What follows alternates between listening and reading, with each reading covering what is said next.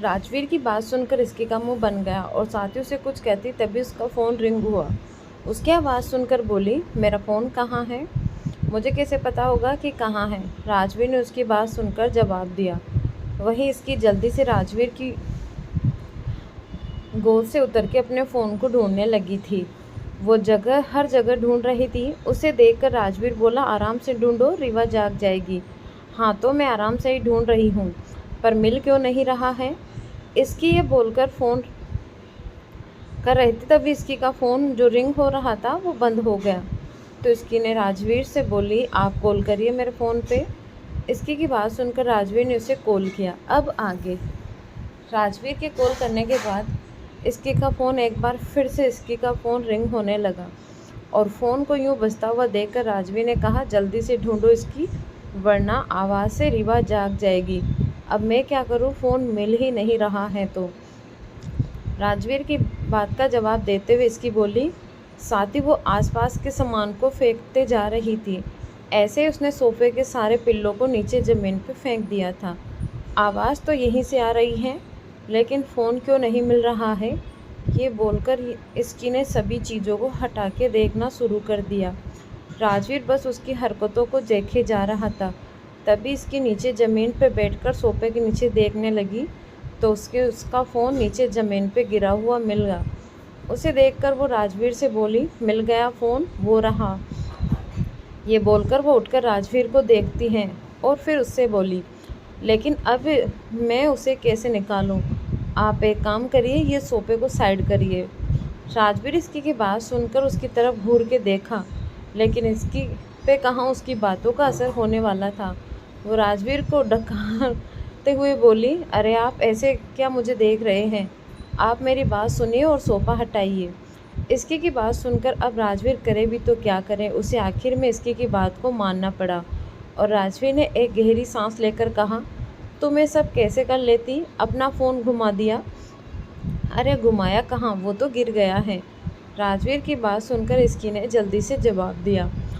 वहीं राजवीर अब करे भी तो क्या करे, उसने जल्दी से सोफे को साइड किया और इसकी ने अपना फ़ोन लिया और फिर देखने लगी कि उसे कॉल कर रहा था। लेकिन अब तक इतना घोर सुनकर रीवा जाग गई थी और नींद खराब होने की वजह से वो ज़ोर ज़ोर से रोने लगी थी। उसकी आवाज़ सुनकर राजवीर बोला, देखा, मैं कह रहा था कि आराम से करो, रीवा जाग जाएगी। सॉरी, राजवीर की डांट सुनकर इसकी ने जवाब दिया। वहीं राजवीर जल्दी से रीवा के पास गया और उसे अपनी गोद में लेकर शांत करवाने लगा। साथ ही वो कोशिश कर रहा था कि रीवा दोबारा से सो जाए, क्योंकि नींद खराब होने के बाद वो बहुत चिड़चिड़ किया करती थी। वहीं इसकी ने अपने फ़ोन में देखा, उसे मीसा कॉल कर रही थी। ये देखकर इसकी ने उसे कॉल बैक किया और बोली, क्यों फ़ोन कर रही थी? तू कहाँ थी जो मेरा फ़ोन रिसीव नहीं कर रही थी? मीसा ने इसकी से कहा। उसकी बात सुनकर इसकी ने उसे सब बता दिया कि उसका फ़ोन कैसे सोफे के नीचे गिर गया था और बाकी की सारी बातें, जिसे सुनकर मीसा बोली, तेरा कुछ नहीं हो सकता। वैसे मैं ये बोलने के लिए कॉल किया था कि आज रूही दी ने मोम और दादी से कहा कि वो और समर जीजू अलग रहना चाहते हैं और वो घर देखने वाली हैं। मिसा की बात सुनकर इसकी शौक हो गई, क्योंकि उसे नहीं लगा था कि रूही दी यूँ अचानक से ये सब बोल देगी। उन्हें यह समझ नहीं आया कि आखिर ये अचानक से वो ऐसा क्यों सोच रही हैं। आफ्टर ऑल पहले कभी भी रूही ने उन दोनों के सामने ये बात नहीं की और अब अचानक से ये बात सामने आ रही है। ये उन दोनों के लिए भी थोड़ा शॉकिंग था। मिसा की सारी बात सुनकर इसकी बोली, यार ये अचानक से रूही दी ने ये डिसीजन क्यों लिया है? आई मीन उन्हें एक बार भी हमसे भी इस बारे में कुछ बात नहीं किया, इसलिए मैं थोड़ा सा शौक में हूँ। तू सही कह रही है, लेकिन मुझे इसमें कुछ गलत नहीं लग रहा है। आफ्टर ऑल वो अपनी अलग लाइफ समर जीजू के साथ रहकर जीना चाहती हैं और एट द एंड सच तो यही है कि समर जीजू इस घर के जमाई हैं, जिस वजह से उन्होंने भी थोड़ा अजीब लगता होगा, लेकिन वो भाई और रूही दी की वजह से कुछ नहीं कहते हैं। मिसा ने इसकी से कहा। वहीं इसकी को भी उसकी बात सही लग रही थी। उसने कहा, चल ठीक है, एक बार हम भी दी से बात करते हैं। वैसे आंटी और दादी ने क्या कहा? सोचने का टाइम लिया है और दिया भी कहा है। मॉम तो ऑब्जर्वली नहीं चाहती दी कहीं और जाए, वो तो यही चाहती है कि वो यहीं रहे। लेकिन दादी ने समझदारी से काम लिया और कहा कि डैड से इस बारे में बात करें, साथ ही भाई से भी। हाँ, लास्ट डिसीजन तो अंकल का ही होगा, इसकी ने कहा। और फिर थोड़ी कुछ इधर उधर की बातें करते हुए उसके बाद इसकी फ़ोन रखकर राजवीर की तरफ देखती हैं, जो रिवा को लिए खेल रहा था। राजवीर ने बहुत कोशिश की लेकिन रिवा दोबारा सो जाए, लेकिन वो नहीं सोई। तो थक कर राजवीर ने कोशिश करना बंद कर दिया और उसके साथ खेलने लगा। इसकी आकर बोली, मिसा का फ़ोन था, अभी तुमने मुझे कहा कि तुम दोनों पूरा दिन साथ थे, उसके बाद भी उसने तुम्हें कॉल किया। बातें कम पड़ गई थी तभी जो पूरी नहीं हो पाई थी। इसकी की बात का जवाब देते हुए राजवीर ने कहा। वह उसकी बात सुनकर इसकी बोली, हाँ तो हमारी बात कभी ख़त्म नहीं होती है, इसीलिए आप ज़्यादा मत सोचिए, इसकी ने कहा और रिवा को देखने लगी तो राजवीर की गोद में खुशी खुशी खेले जा रही थी। उसे देखकर इसकी बोली, अच्छा है, वैसे अभी जाग गई हैं, 2-3 घंटे और जागी रहे तो रात को अच्छे से सोएगी, वरना तो पूरी रात जागती रहेगी। तुमने ही तो जगा दिया इसे, इतने प्यार से सो रही थी, इसकी ने जवाब दिया। दूसरी तरफ रूही अपने रूम में बैठी हुई थी और समर को देखकर उसे आज जो हुआ वो सारी बातें बता दी और बोली, दादी ने तो कहा कि डैड ही डिसीजन लेंगे और मॉम तो चाहती ही नहीं है कि मैं कहीं जाऊं। समर ने रूही की तरफ आराम से देखा और कहा, मुझे लगता है कि सर नहीं जाने देंगे क्योंकि उन्हें तुम्हारी सिक्योरिटी की टेंशन होगी। हाँ, पर हम अच्छी सिक्योरिटी में घर लेंगे, सोसाइटी में घर लेंगे जहाँ सेक्रेटरी अच्छी होगी, रूही ने कहा। रूही की बात सुनकर समर ने आगे कुछ भी नहीं कहा।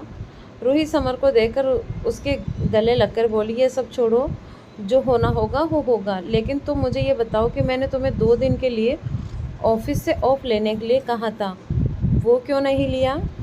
अभी काम थोड़ा ज़्यादा है, ऐसे में अगर मैंने ऑफ लिया तो सर पे सारा प्रेशर जाएगा, जिस वजह से मैं अभी ऑफ नहीं ले रहा, समर ने रूही की बात का जवाब देते हुए कहा। वही उसकी बात सुनकर अब रूही क्या कहे, बात तो सही थी। समर ही ऐसे वो कैसे छुट्टी ले जिसमें राजवीर के ऊपर सारा प्रेशर आ जाए। रूही ने समर की तरफ देखा और कहा, तुम्हारे लिए भाई बहुत खास है ना, तुम हमेशा के लिए कुछ भी करने के लिए रेडी रहते हो। रूही की बात सुनकर समर ने स्माइल करते हुए कहा, हाँ, क्योंकि सर ने मुझे उस वक्त सहारा दिया था जब मेरा कोई नहीं था, इसलिए मैं उन्हें कभी नहीं छोड़ सकता और उनकी हर बात मेरे लिए एक ऑर्डर की तरह होती है, जिसके लिए मैं कुछ भी कर सकता हूँ। समर की बात सुनकर रूही स्माइल करते हुए उसे देखती हैं। रूही ये सब सुनकर बहुत खुश थी। समर राजवीर के लिए कितना रॉयल था, ये बात तो किसी से छुपी नहीं थी। सब जानते थे कि समर राजवीर के लिए कुछ भी कर सकता था। वहीं दूसरी तरफ उदय अपने रूम में बैठे हुए थे और आज जो भी हुआ उस बारे में सोचे जा रहे थे। उदय जब इसकी के लिए पैसे भेजा करते थे तब उन्हें एक पल के लिए भी ऐसा नहीं लगा था कि वो पैसे इसकी को नहीं मिलते होंगे या फिर उसके लिए यूज़ नहीं होते होंगे। वो तो यही सोच रहे थे कि उनकी बेटी आराम से रह रही होगी। अगर उन्हें इस बात पे हल्का सा भी शक होता तो वो ज़रूर किसी न किसी को इसकी की हेल्प के लिए भेजते, लेकिन उन्हें ये कभी पता ही नहीं चला। एक तरफ से देखा जाए तो गलती उदय की थी, जो पैसे देने के बाद एक बार भी ये नहीं जानने की कोशिश करते थे कि वो पैसे यूज़ कहाँ हुए हैं, क्या इसकी सही से वहाँ रह भी रही है या नहीं। उसकी इस गलती की वजह से ही शायद इसकी की लाइफ अनाथ आश्रम में मुश्किल रही थी। उनके दिमाग में यही सब बार बार चल रहा था और वो यही सोच रहे थे कि काश एक बार वो बस में आकर यही सही कर सके। लेकिन वो कहते हैं ना, बीती हुई बातों का सिर्फ अफसोस ही रह जाता है। यही आज उदय के साथ हो रहा था। उनके अंदर बहुत ही मिक्स्ड इमोशन चल रहा था। उदय अपनी सोच में थे कि तभी उनके रूम का डोर लॉक हुआ।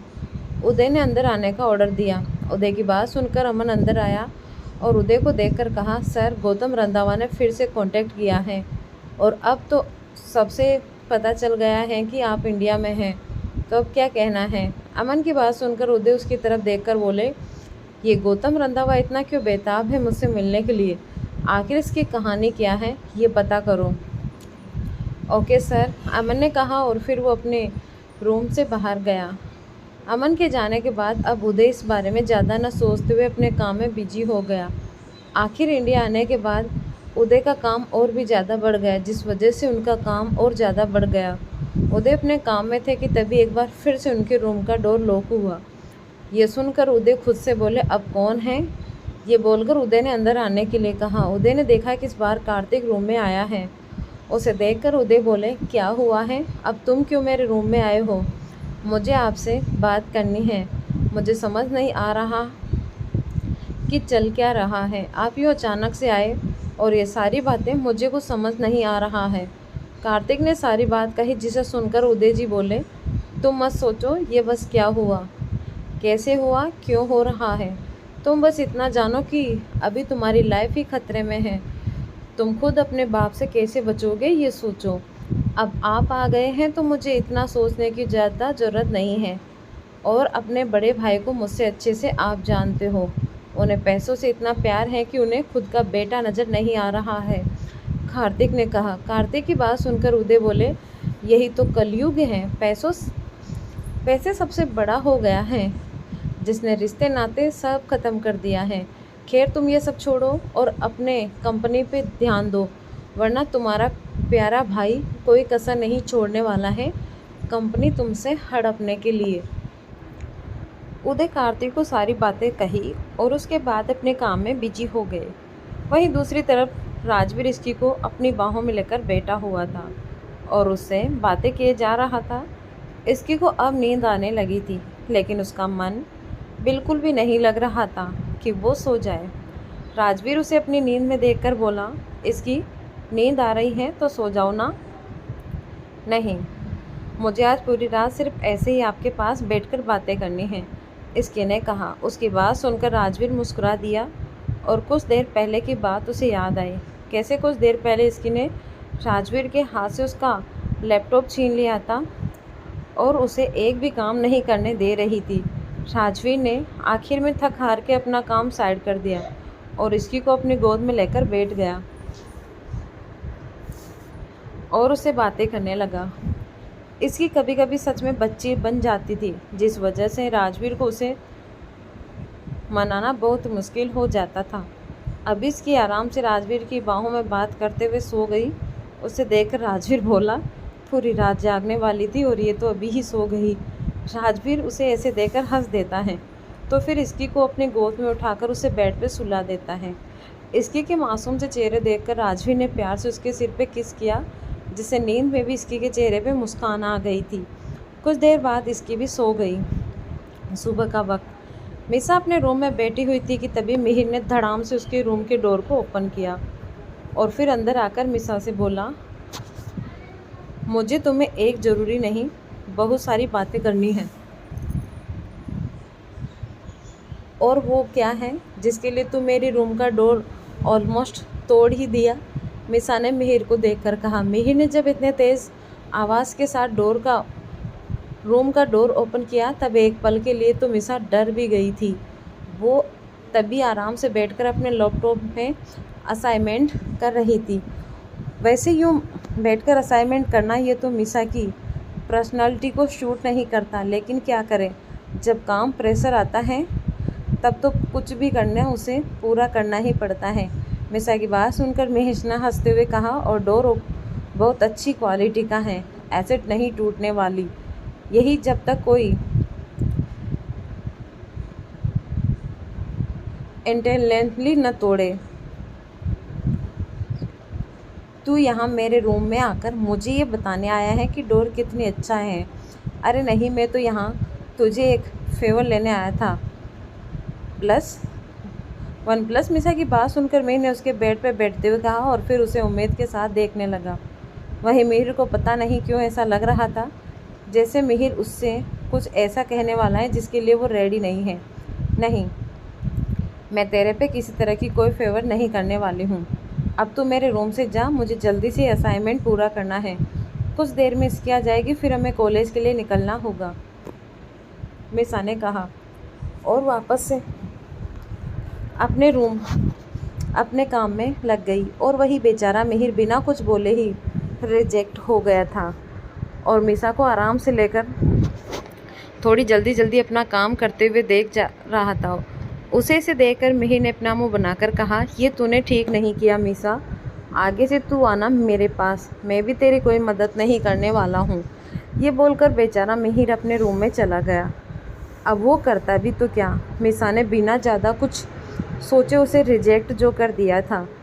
अब उसकी कोई उम्मीद थी इसकी, वो भी अभी ही अपने रूम में थी और इस तरफ से अचानक मिहिर इसके के रूम में जा नहीं सकता था। इसीलिए उसने सोचा कि इसकी से बात तो कॉलेज में करेगा। यही सोचकर मिहिर जल्दी से रेडी होने चला गया। वहीं इसकी जल्दी जल्दी अपने रूम में सिर पे हाथ रखकर बैठी हुई थी, क्योंकि उसका असाइनमेंट जो नहीं हुआ था। उसे देखकर राजवीर बोला, अब क्या फ़ायदा इतना सोचने का, पहले करना चाहिए था ना ये। राजवीर की बात सुनकर इसकी ने उसकी तरफ देखा और उन्हें जैसी शक्ल बनाकर बोली, ये सब मीसा की गलती है। ये अच्छा है तुम दोनों एक दूसरे पे बस इल्ज़ाम ही लगाते रहो, राजवीर ने कहा। वही राजवीर की बात सुनकर इसकी ने अपना मुँह बना लिया, लेकिन उसने राजवीर की बातों पे अब कुछ नहीं कहा। उसे समझ नहीं आ रहा था कि अब करे तो क्या करे। इसकी अपनी सोच में उसे आज ही तो वो असाइनमेंट सबमिट करना था, लेकिन अब वो क्या करे। इसकी ये सब सोच ही रही थी, तभी रीवा के रोने की आवाज़ उसके कानों में आई। उसकी आवाज़ सुनकर इसकी ने रीवा को राजवीर की गोद से लिया और बोली, मैं आज भी रीवा के साथ ही रुक जाती हूँ, क्या फ़र्क पड़ता है, एक दिन कॉलेज नहीं गई तो और कुछ मार्क्स कम आ जा गए तो। इसकी की बात सुनकर राजवीर ने उसे घूर कर देखा। इसकी को हमेशा पढ़ाई से बचने का बहाना ही चाहिए था। राजवीर उसे देखकर बोला, जी नहीं, तुम कॉलेज जाने वाली हो और कैसे भी करके असाइनमेंट को पूरा करो। वैसे भी तुम एग्ज़ाम में बहुत अच्छे नंबर लाती हो, जो तुम असाइनमेंट भी नहीं करके अपने मार्क्स कम करवा रही हो। राजवीर की बात सुनकर इसकी को समझ में नहीं आया कि अब वो क्या कहें, लेकिन उसे इतना पता था कि आज कैसे भी करके वो असाइनमेंट को पूरा नहीं कर सकती हैं। लेकिन अब राजवीर ने तो उसे कह दिया था कि उसे कॉलेज जाना है तो जाना तो पड़ेगा। इसकी बस सोच रही थी कि वो कैसे इन सब से बचे। रीवा को दूध पिलाकर इसकी उसे सुला देती है और उसे देखकर बोली, बेटा आज तो आप भी अपनी मोम को नहीं बचा पा रही हो और वो बचाएगी भी नहीं, तुम्हें कॉलेज ही जाना है, अभी भी टाइम है, तुम असाइनमेंट करो, राजवीर ने कहा और इसकी के हाथ में लैपटॉप पकड़ा दिया।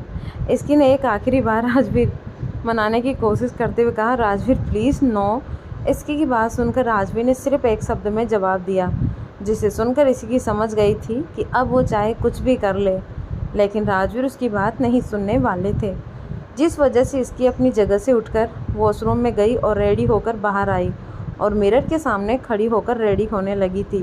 राजवीर ने इसकी को देखा, जो थोड़े गुस्से में ये सारे काम किए जा रही थी, लेकिन राजवीर अभी इसकी के गुस्से के सामने पिघल नहीं सकता था, वरना तो इसकी उसे मना ही लेती और फिर वही होता जो इसकी चाहती थी। कुछ देर तक राजवीर उसे ऐसे ही देखता रहा, लेकिन जब उसने नहीं रहा गया तो राजवीर इसकी के पास गया और उसे पीछे से गले लगाकर उससे बोला, बच्चा ये असाइनमेंट बहुत ज़रूरी होते हैं, इनसे ही इम्पोर्टमेंट होता है स्टडी में, और तुम हो कि यही नहीं कर रही हो। इसकी रेडी होते हुए अपनी आंखें उठाकर मिरर में देखती हैं और उससे बोली, हाँ लेकिन मैं भूल गई।